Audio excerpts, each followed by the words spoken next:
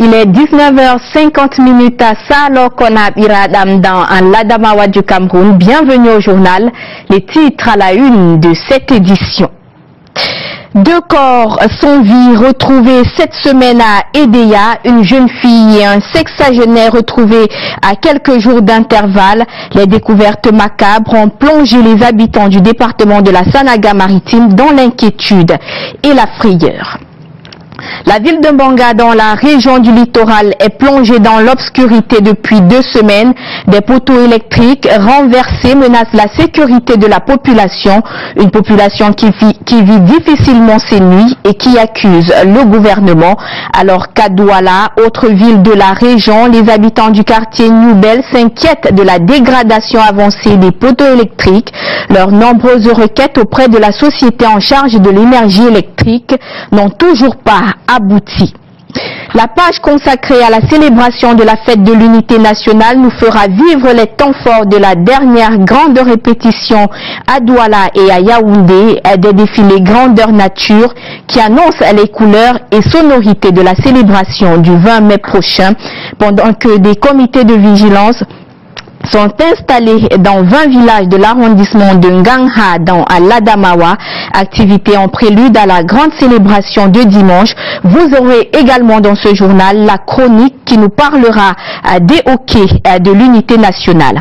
Et puis, éliminatoire CAN U20 Niger 2019, le Cameroun sera présent au dernier tour des éliminatoires de la Coupe d'Afrique des Nations U20 Niger 2019. Les Lions juniors se sont défaits difficilement de l'Ouganda ce vendredi au stade Omnisport Amadou Ahidjo. Ils ont dû passer par la séance de tir au but pour sortir du traquenard ougandais. Voilà pour la une de cette édition.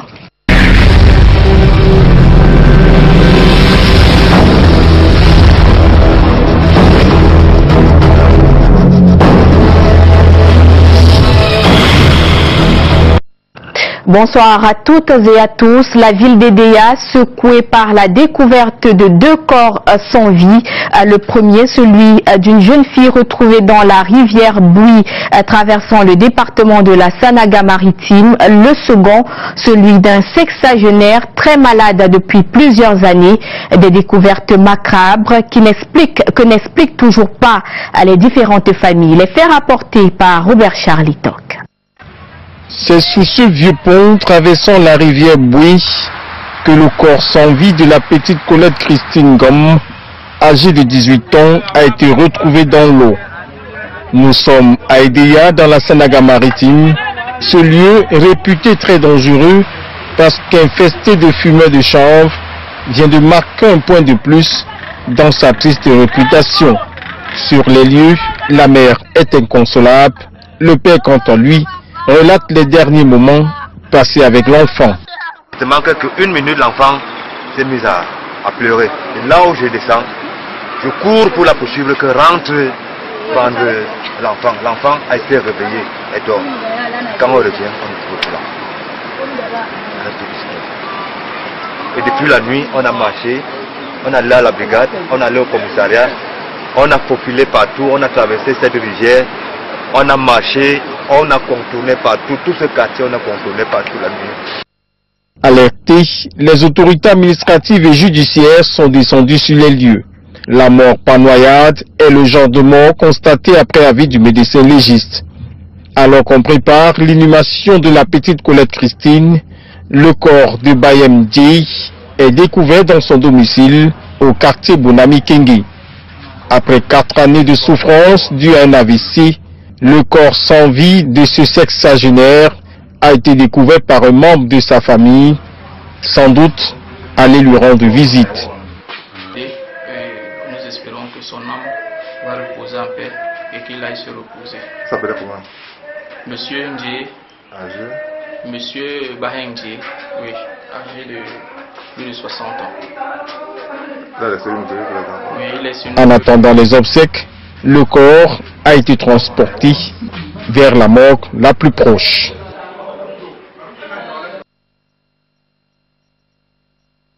Toral est plongé dans le noir depuis 2 semaines. Des poteaux électriques sont renversés.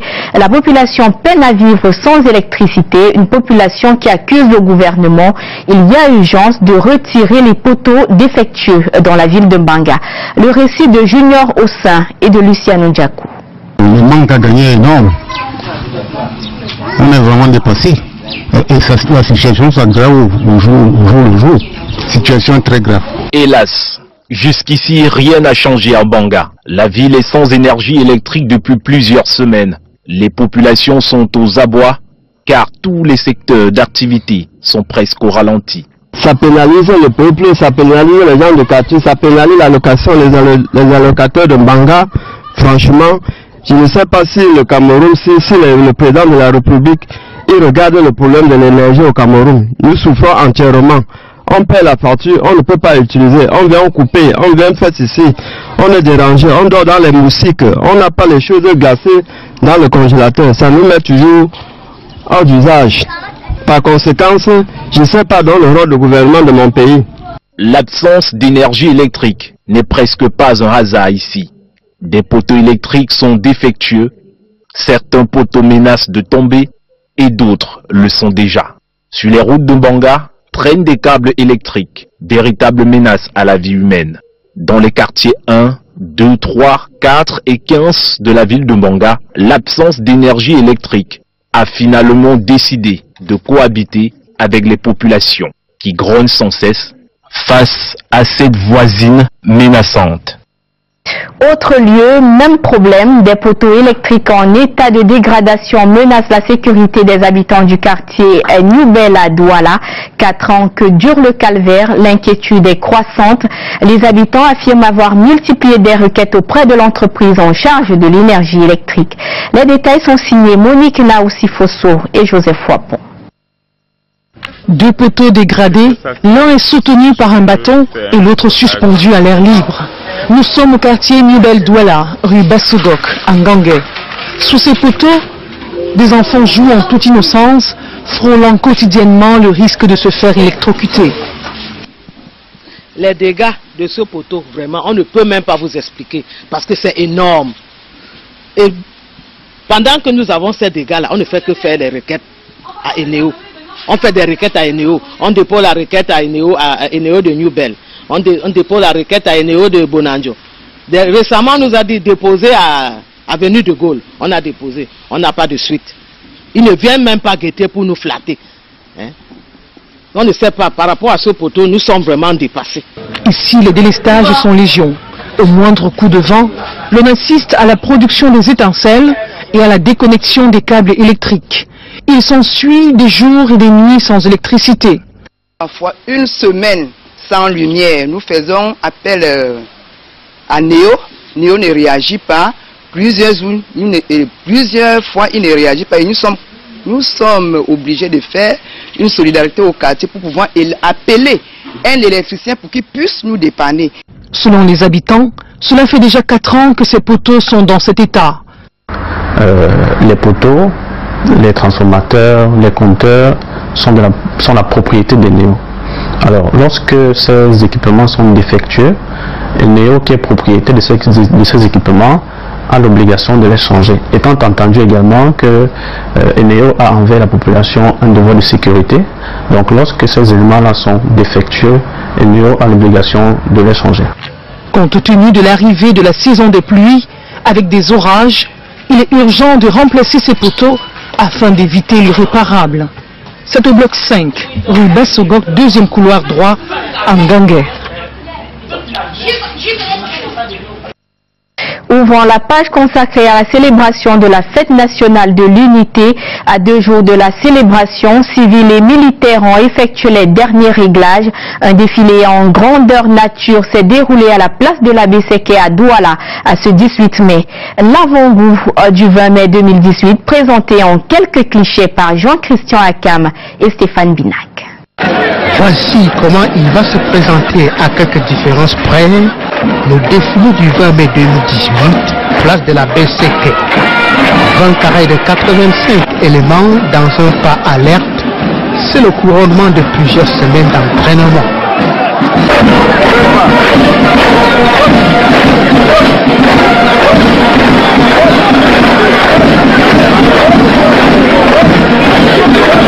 Malgré ces niveaux de prestations, le général Sali Mohamedou, son homologue de la gendarmerie et le délégué régional de la Sûreté nationale pour le littoral tiennent chacun à son tour à donner une dernière recommandation aux troupes. C'est plus ou moins correct. Si c'est ça qu'on va présenter le 20 mai, il y a encore quelque chose à refaire. Mais le véritable problème, nous l'avons relevé lors du défilé motorisé. Il faut que les chauffeurs soient briefés.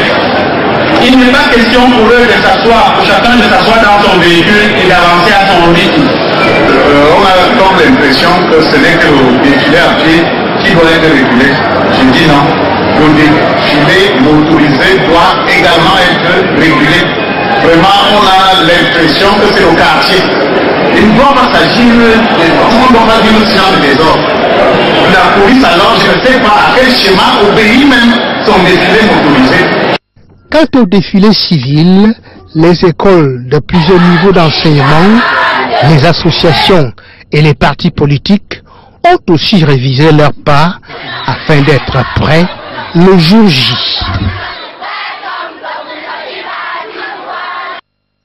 Rendons-nous du côté de Yaoundé, allons retrouver Ghislain Kanga. Bonsoir Ghislain, vous nous parlez des derniers réglages du 20 mai à Yaoundé.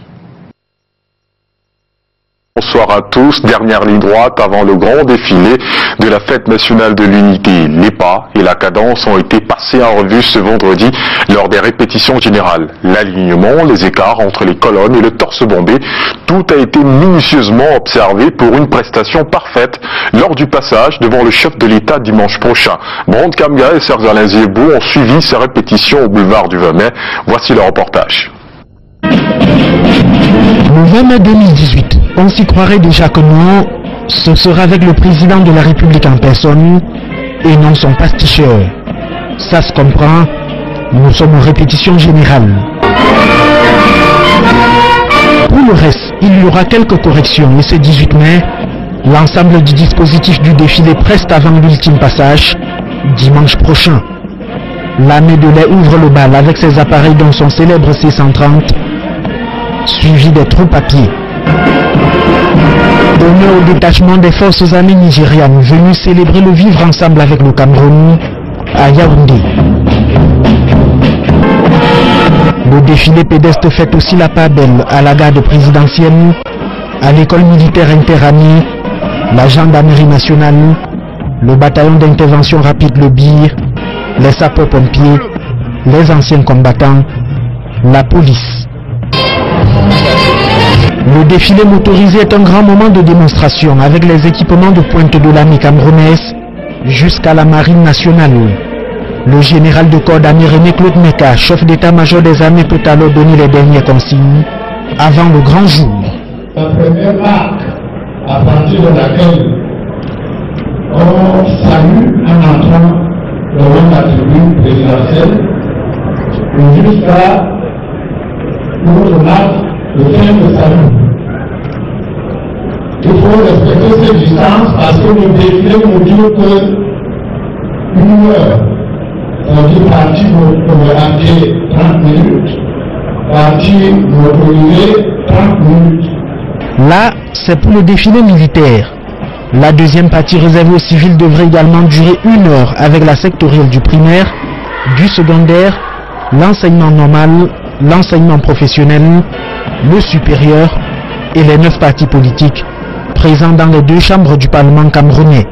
Des répétitions générales devant les membres du gouvernement, dont le directeur du cabinet civil de la présidence de la République Samuel Mvondo Ayolo et le ministre délégué à la présidence chargé de la défense, Joseph Betty Assomo. Le défilé de la 46e fête nationale de l'unité promet du beau dimanche prochain au boulevard du 20 mai à Yaoundé et sur l'ensemble du territoire national camerounais. Le Septentrion et l'Est seront également concernés par cette 46e édition de la Fête nationale de l'unité, des régions touchées par les attaques de la secte islamiste Boko Haram et la crise centrafricaine. Et le gouvernement camerounais veut améliorer les conditions de vie de ces populations.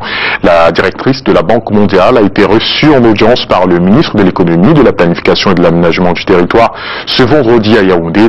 Il est également question de discuter sur la stratégie pour le relèvement et la consolidation de la paix. Delphine Fonkoutene, Samuel Bonis.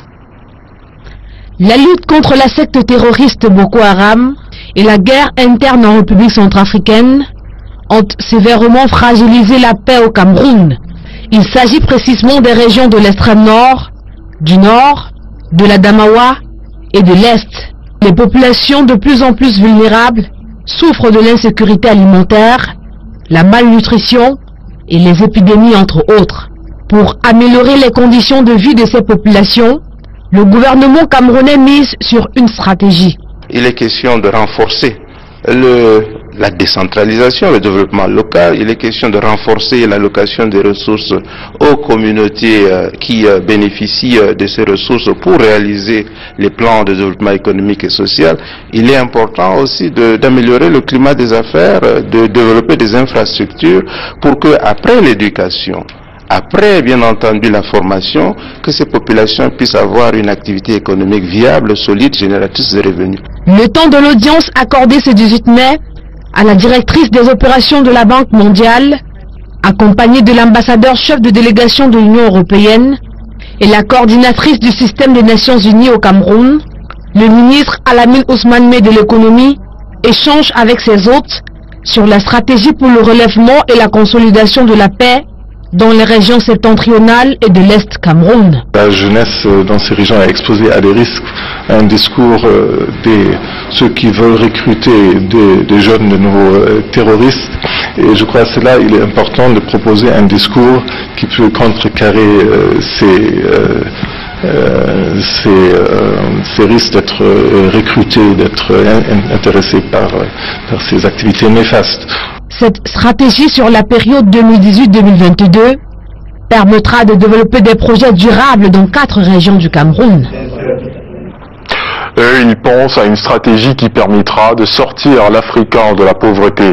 Les philosophes du Cameroun veulent apporter une contribution réelle au développement de l'homme en pensée et en action.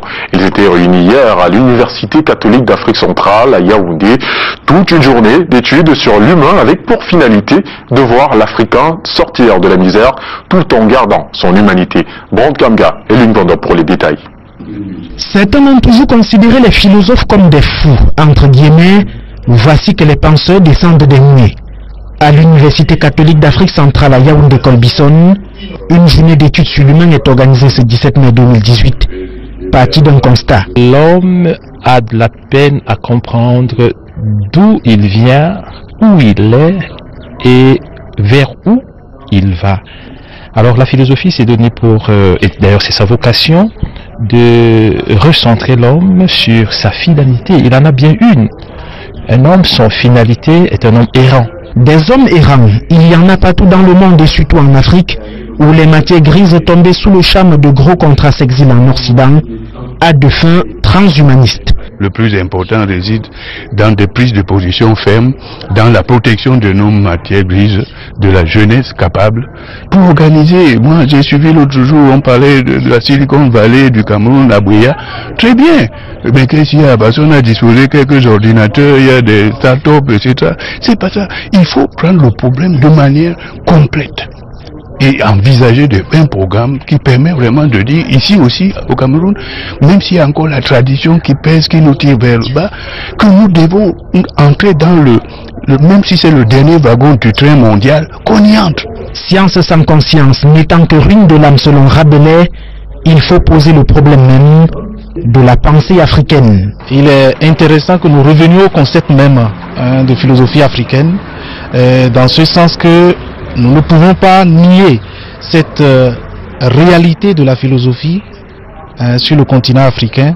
Et nous voulons apporter une réponse philosophique qui essaye de montrer que être homme justement, c'est vivre à travers certaines réalités qui édifient l'homme, des valeurs de justice, des valeurs de paix. C'est la contribution du Centre de recherche africaine et questions interculturelles de la faculté de philosophie de l'UCAC sur le thème de l'humanisme vu d'Afrique vers un nouvel humanisme. Dans 5 jours, le Cameroun va se joindre à la célébration de la Journée mondiale de la biodiversité. Une occasion de sensibiliser le grand public et d'apporter des réponses à ces questions sur la diversité biologique. En prélude à cet événement, la délégation régionale du centre du ministère de l'Environnement a initié le planting de 200 arbres dans la ville de Dobala pour préserver la nature. Karim Zatatuya et Lung Vando. 200 plants d'arbres d'espèces variées plantés ici à l'évêché du diocèse d'Obala dans le département de la Léquire, région du centre. L'opération Reboiser pour préserver la biodiversité à tout prix est officiellement lancée par le sous-préfet de cet arrondissement. L'arbre nous sert d'ombrage, l'arbre sert à lutter contre le vent fort.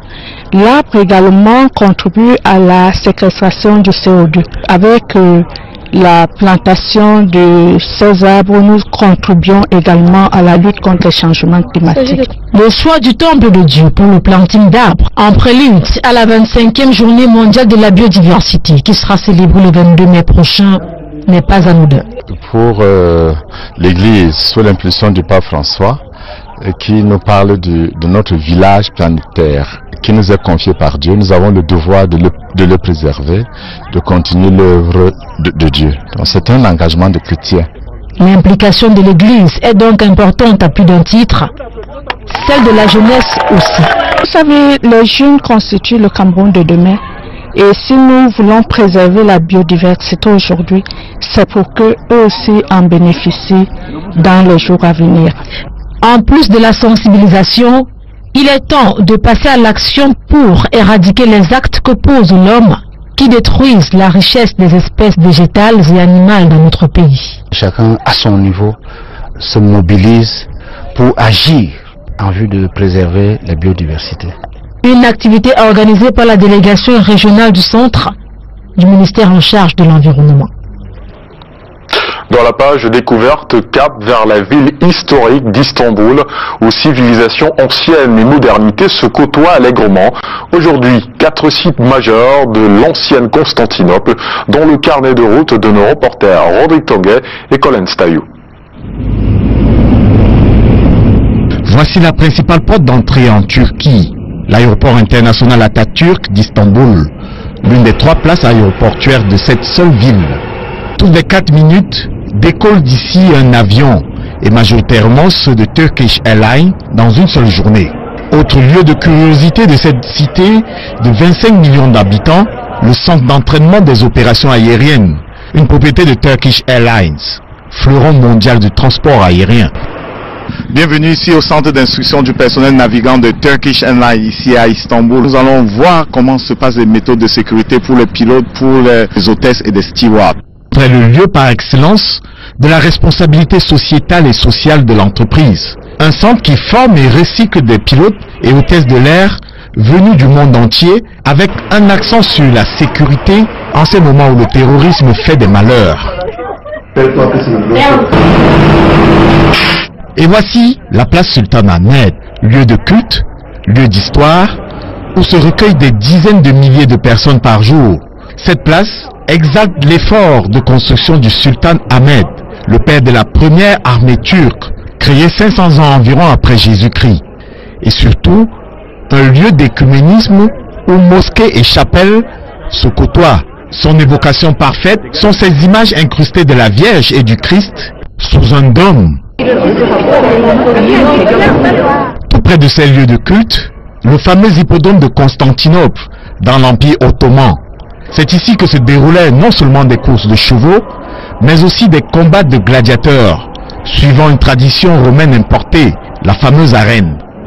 Un peu plus contemporaine, la place Taskine, mémoire de la proclamation de la République, sous l'égide d'un certain Atatürk, dont l'image surplombe la place. Le père de la Turquie moderne est un modèle de leadership pour les millions de Turcs et d'étrangers qui arrivent ici, en majorité via des vols Turkish Airlines. Et tout près, un cliché de l'émancipation des Turcs, le déploiement et la chaleur des supporters du principal club de football de la ville, Galatasaray, avant un match d'avant-dernière journée de championnat. En sport, justement, les Lions indomptables juniors sont qualifiés pour le 3e et dernier tour des éliminatoires de la Coupe d'Afrique des Nations de la catégorie qui se jouera au Niger en 2019. Battus à l'aller en but à 0, les bébés Lions ont difficilement dominé cet après-midi l'Ouganda, un but à 0 avant de remporter l'épreuve des tirs au but au stade omnisport de Yaoundé. Les temps forts de cette rencontre avec Marc Chouamot et Francis Kepnan. C'est dans le dur que le Cameroun a obtenu donc son ticket qualificatif pour le 3e et dernier tour. La liesse populaire est bien et bien visible. Le Cameroun a souffert, mais finalement, on arrache cette place qualificative devant l'Ouganda. Avant ces images de joie, le public camerounais a dû passer par tous les instants pendant toutes les 90 minutes. Dominateur en première période, malgré les absences de Ganago et Sali, les Lions juniors ne vont pas surprendre une équipe ougandaise bien regroupée derrière et qui tient à conserver son but d'avance. Le public s'impatiente par la suite. 66e minute, Tadeusz Keng est fauché dans la surface de réparation. L'attaquant, pensionnaire de l'école de football des Brasseries du Cameroun, se charge lui-même de transformer. 1 but à 0. Une égalité parfaite sur l'ensemble des deux matchs. Arrive alors la fatidique séance des tirs au but. Les premiers tireurs sont tous à droit. Le 4e tireur ougandais, pour lui là, s'avance. Moment choisi par Christophe Asimba pour effectuer un miracle comme son père jadis. Tadeusz Keng n'a plus qu'à envoyer son équipe aux anges. It's difficult. Just that we need so much of concentration. So we play as we train. Nothing extra. Il fallait s'y attendre. Je pense que l'essentiel là c'est la qualification. Au début c'était pas joué. Cette équipe est à son véritable premier match officiel. C'est une équipe qui n'existait pas, il fallait la reconstruire. C'est le 2e match officiel que nous jouons, que ces enfants jouent ensemble. Il y en a qui sont là depuis simplement 5 jours. Les Lions juniors affronteront au dernier tour le vainqueur de la confrontation Tanzanie-Mali. Dans moins d'un mois, le Cameroun sera dans une posture pour une place à la phase finale de la CAN U20 au Niger. Marc Chouamot, Franck ébéniste au stade omnisport de Yaoundé. À l'étranger, exit la session du Parlement panafricain qui s'est tenue à Midrand depuis 3 semaines, des résolutions jusqu'aux recommandations, en passant par les élections du bureau. La 6e session de la 4e législature n'a pas manqué d'intérêt. Esquisse de bilan avec Ghislain Périssonneau, envoyé spécial en Afrique du Sud. À propos de l'immigration, l'Europe l'avait choisi vis-à-vis du continent africain, mais les représentants des peuples de ce continent demandent désormais le paiement des contreparties à l'Europe. C'est là l'une des résolutions prises par le Parlement panafricain en ce jour de clôture de la 6e session ordinaire de la 4e législature. Parallèlement, les députés africains se sont résolus à protéger les droits de l'albinos, étant entendu que 600 meurtres sont commis dans 27 pays africains par an du fait de la discrimination négative. Sur la corruption, la session a recommandé aux États de légiférer pour protéger les dénonciateurs du fléau, et même qu'il faut encourager le journalisme d'enquête sur le continent africain. Puisqu'on veut bannir les sanctions contre les journalistes qui diffament, il y a eu d'autres sujets, plusieurs sujets, et nous avons eu les élections. Je peux dire que dans l'ensemble, les choses sont bien passées. Nous avons aussi parlé de la COP, puisque ça nous intéresse au plus grand niveau, dans la mesure où notre climat est en train de changer, notamment nous en Afrique centrale. Les changements climatiques sont aussi passés par là, au rang des réponses aux aspirations africaines que les députés proposent. Il faut aussi savoir que d'ici à 6 mois, devrait voir le jour, avec l'onction du Parlement panafricain, le passeport africain, ce qui donnerait corps à cet accord, passé le 21 mars dernier à Kigali au Rwanda, sur une zone de libre-échange continentale. Des résolutions également dans le domaine du tourisme, dans le domaine de la zone de libre-échange continentale, pour que les députés ici présents continuent à faire le plaidoyer au niveau des parlements nationaux pour que les États membres ratifient le plus vite que possible l'accord de libre-échange continental. Des activités réglementaires qui n'ont pas fait oublier l'élection électrique qui devait renouveler le bureau du Parlement. La nouvelle équipe conduite par Roger Kododan entend déjà réformer l'institution. Le plus dur est maintenant de travailler pour pouvoir pousser l'agenda du Parlement panafricain. La session qui se termine aujourd'hui a eu à prendre beaucoup de résolutions et de recommandations. Ces recommandations devront figurer dans le rapport d'activité que je vais présenter au sommet des chefs d'État en Mauritanie au mois de juillet. Les réflexions sur cette mutation, comme les autres, se poursuivront dès le début du mois d'octobre prochain. Ce sera à Kigali, au Rwanda. Et poursuivons ce journal à Douala avec vous, Adja Mayramou. Bonsoir. Merci Alain Ghislain Kanga. La suite, c'est dans l'actualité en région camerounaise. L'insécurité préoccupe l'autorité et les habitants de l'arrondissement de Ngangha dans l'Adamawa. La célébration de la fête nationale de l'unité, c'est dans moins de 48 heures. Entre autres activités en prélude au 20 mai figurent la formation et l'installation des comités de vigilance dans 20 villages. Une action très saluée par les habitants. C'est ce que nous montrent Eric Nguele et Abdelaziz Dewa. Au centre de la prière de ce vendredi, à Mbanfoulbé, l'insécurité. Elle a atteint des proportions inquiétantes dans l'arrondissement de Ngangha. Les ravisseurs viennent nous dans la nuit prendre les gens, aller, on est embrouillé, déranger les enfants, les troupeaux, les champs. À la sortie de la mosquée, les riverains avaient tous rendez-vous à la chefferie où le sous-préfet a initié une formation à l'endroit des comités de vigilance. Il s'agit d'un contingent de 140 hommes appartenant à 20 villages. Il m'a été donné de constater que les phénomènes récurrents d'enlèvement de personnes contribuant de rançon, de vol de bétail, de vol cambriolage domiciliaire, d'agression sont devenus la main courante de l'arrondissement de Ngangha. Il y a des villages qui ont été dévastés de peur de représailles. Et l'autorité ne peut pas être insensible. C'est à ce titre donc que j'ai initié cette formation du comité de vigilance de mon arrondissement. L'expertise est locale.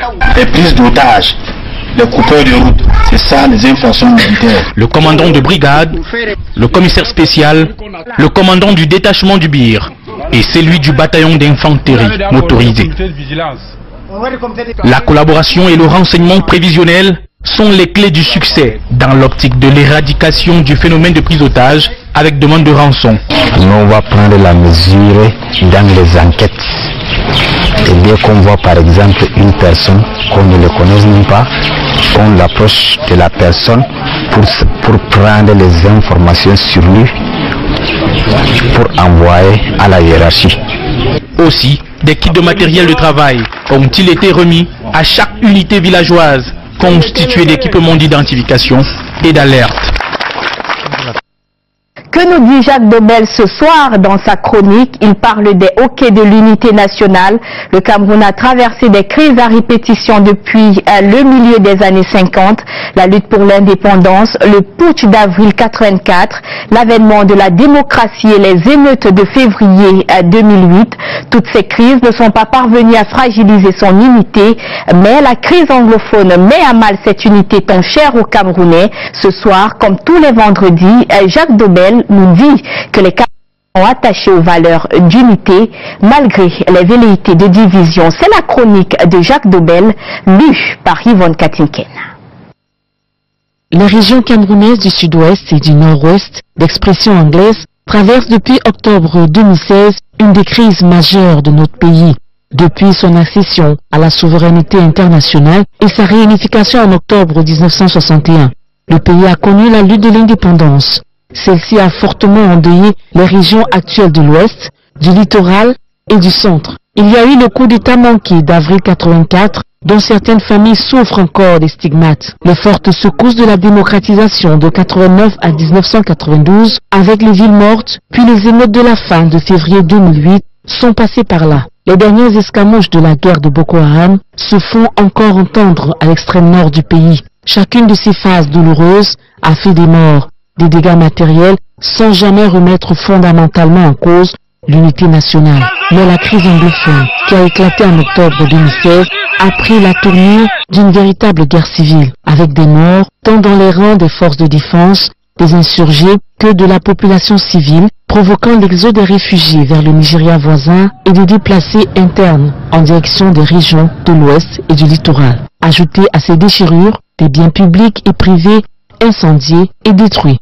C'est dans ce contexte de feu et de sang que se célèbre ce dimanche la 46e édition de la Fête nationale de l'unité, avec pour thème « Citoyens camerounais, restons unis dans la diversité et préservons la paix sociale pour un Cameroun stable, indivisible et prospère ». Le gouvernement ne pouvait retenir meilleur choix. Toutefois, dans leur immense majorité, les Camerounais aiment et si bien leur pays qu'ils ne sauraient souffrir de le voir divisé, donc se voir séparé. Le nationalisme camerounais est réputé inébranlable. Dans les moments les plus tumultueux, les Camerounais savent se ressaisir et ne pas traverser la ligne rouge.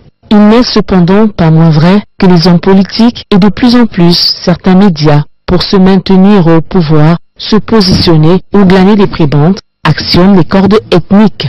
La crise anglophone et l'élection présidentielle en gestation donnent lieu à des sorties et des déclarations qui font frémir. On s'interroge bien sur les motivations réelles et profondes des auteurs de ces occasions ou fanfaronnades.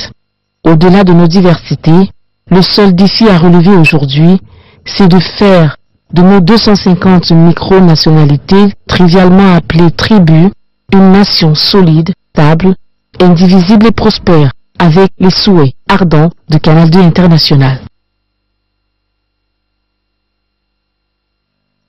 Et c'est la fin de ce journal. Merci de votre fidélité.